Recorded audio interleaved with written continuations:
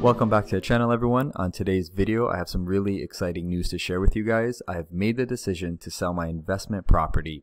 It's a condominium on a high floor in a great location in Toronto. It's a very popular intersection with subway access, okay? So it's a great unit. I'm willing to let it go right now because I feel like there are better opportunities currently and that will be coming up shortly as well. These opportunities are, of course, in dividend paying stocks, and you knew that if you've been watching this channel because that's all that we really talk about on this channel. Now, up on the screen here, I've got the website House Sigma. This is a great website for real estate prices in your area, and I punched in the GTA. So that's what's on the screen right now from 2017 up until current day, and you'll see that it's, it goes up and down slightly. It doesn't deviate that much over time, but there's been huge spikes at the beginning of the pandemic. We reached honestly like crazy highs in the beginning of 2022, but you'll see a sharp dip here, and this is when the government started raising interest rates. Okay, so whatever market you happen to live in, you are experiencing a very similar dip. Interest rates have been going up very quickly in America and right here in Canada, and it's causing the dip here in property values because it's obviously a lot harder for people to turn a profit in a rental and even qualify for a mortgage at these higher rates. Now, no one knows where the market's going to go, but we do have an indication from the Bank of Canada that interest rates will continue to rise for the foreseeable future. No one knows, how long that's going to be, how many basis points we're going to raise, but I would rather get out of this investment now. I've made a good amount of money and, put this money to work in a bunch of different vehicles, aka a bunch of different dividend paying companies, so I don't have all my eggs in one basket, because I do happen to have a house in the GTA as well, so I'm already in that market. I don't need a house and a condo. That's way too over invested in this market for my liking, and I would rather diversify into, quote unquote safer dividend companies.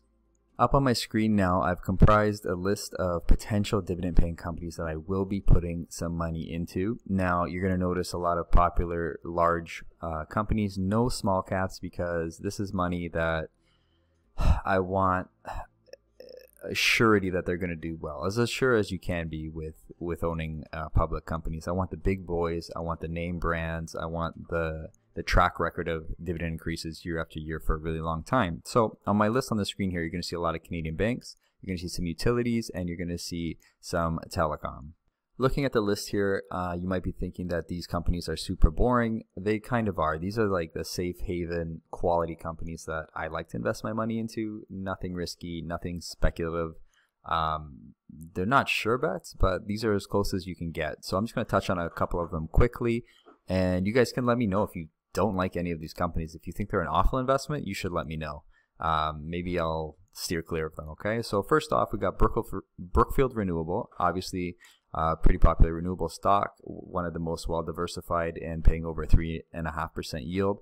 What I don't like about this company is their debt load. It is huge, and they are not as profitable as I would like. However, Brookfield is one of the best asset managers around, and it might take a while, but I think this thing will be a beast eventually. And they happen to raise their dividend about 5 to 9% per year every year anyways, so it's one that I really like going forward. The next one I got here is Magna International. This is a more interesting one. They do car manufacturing for different companies. I like them a lot. I mean, a recession would hurt them fairly badly, but I do like their international exposure, and they're a bit of an interesting play. They did a great dividend raise this year, and they're buying back shares. It's one to keep an eye on. I'm going to see what the share price is, if I think it's a good value at the time when I get the money, because I think $82 per share is a little higher. I was liking it in the low 70s, but we'll revisit it when the time comes. Another one here is Emera. This is a utility company. This is a traditional utility company that's like super slowly, getting into renewables, but it's almost not even a thing right now. They're trading really high currently because it's a safer investment, and people like that right now. But if this thing dips back into the $57, $58 per share range, I think I'll take a little bit of that. The next company is National Bank of Canada, Canada's smallest member of the big 6 banks. I've been looking at this company for a long time. I have not bought in. This is the only member of the big 6 I have not bought in as of now. But, you know, the last couple earnings reports have been excellent. These guys have been at the top of the class. They just raised a dividend. I want to say it was close to 7%. They're doing great things, and I'm noticing I'm going to probably buy into this one. The next is Canadian Tire. I talked about these guys on the last video I made. This is one I will take a bite out of.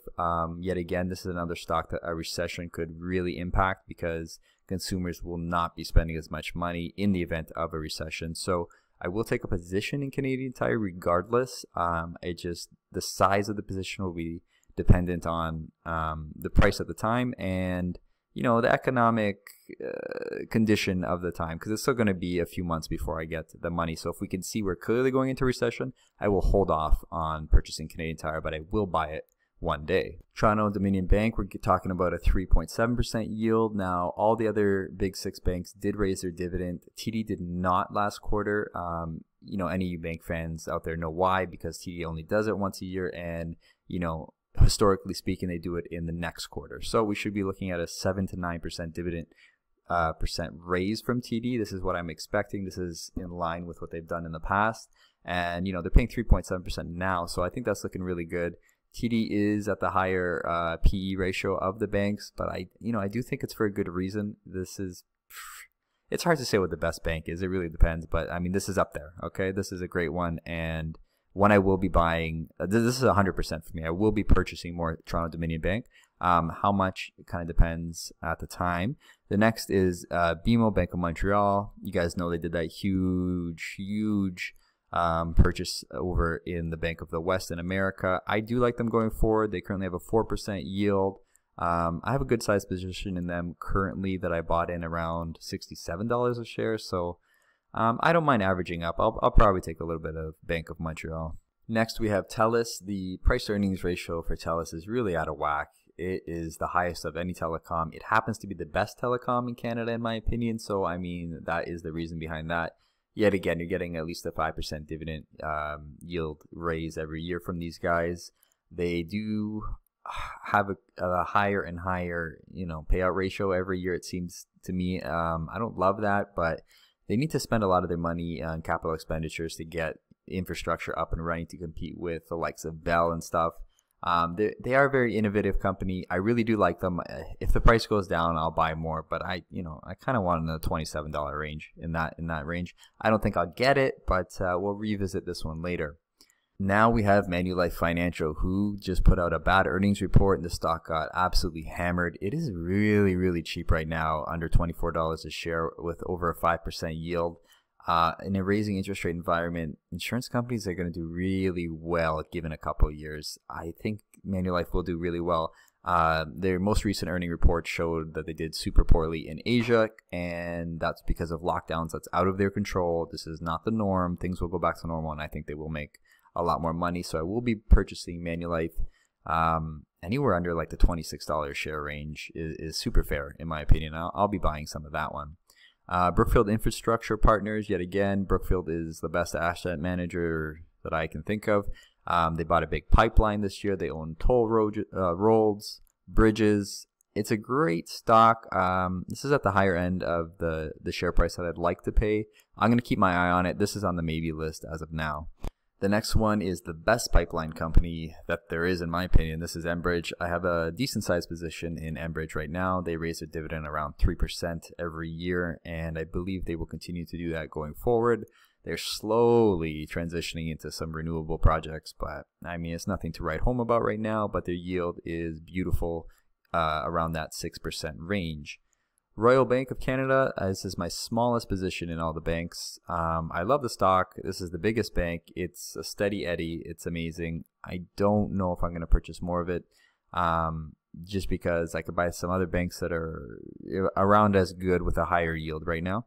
Bank of Nova Scotia, around that 5% yield. I did just purchase a little bit more of this company. I think they're going to do really well in the future with their overseas banking markets starting to show some profits right now, and I think that should only get better going forward. Great-West Life, I like it for the same reason that I like Manulife. It has a great yield, and it's going to be making more and more money in a raising interest rate environment. Now, the difference here is that they do most of their business in North America. which is, you know, in contrast to Manulife, who has a huge Asian presence. So this is the more popular Canadian Life Co. Everyone seems to like this one better. I like them all. It just really depends what you're into. And the last company on my condo investment list here is BCE Bell Canada. It pays a 5.3% dividend yield currently. They raise it slightly every year. It has the same issues that are plaguing TELUS, a high payout ratio, and you know they have to spend a ton on capital expenditures, but it's a steady eddy, like a bond in a portfolio. It doesn't go up or down too much. It just pays that 5% yield. So I'll revisit Bell at that time. I don't know if I'll take a stake in it or not, but that is my investment watch list. I will be dispersing my funds into all or some of these companies depending on what they do at the time. You guys let me know if I missed any amazing companies that I should be, you know, watching. I'm not super interested in small caps, but let me know, guys, if you think I should put my money elsewhere. Thanks for watching this video, and I'd love some input. See you in the next one.